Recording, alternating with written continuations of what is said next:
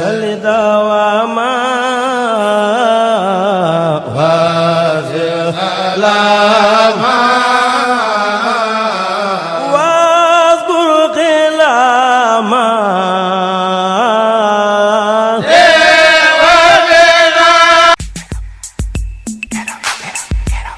dénk leen ma seen noppub diir ma tàbbal ci bànneex bépp coono bu ngeen doon dund ci wàllu yónnee ak jot xaalis jeex na takk ak TapTap Send mooy application bi mujj juddu waaye xéwé la lool. kon Ziko tey nag ñu taxaw ak benn ndaanaan boo xam ne kenn dootu ko présenté muy Khadim Temps Ramata xaw ma rigin temps mais tey comme Touba lañ ne yooyu jaruñu ci kii nañ ko sellal rek dañ koy daal di nuyu waaw sëñ Khadim noo def. maa ngi nii rek sëñ Khadim gi da neex na ma moom maa ngi sant bu wér. Khadim Temps gi dañ koy bàyyi Dakar. waaw ba ko Dakar indi sëñ Khadim gi fii. waaw ndax tey nag loolu nga ñëw indi beneen Khadim tey moom Khadimu sëñ Khadim daal la ñëw moom. sëñ Khadim a ñëw moom. waaw ñu sëñ Khadim bu ñëwee moom.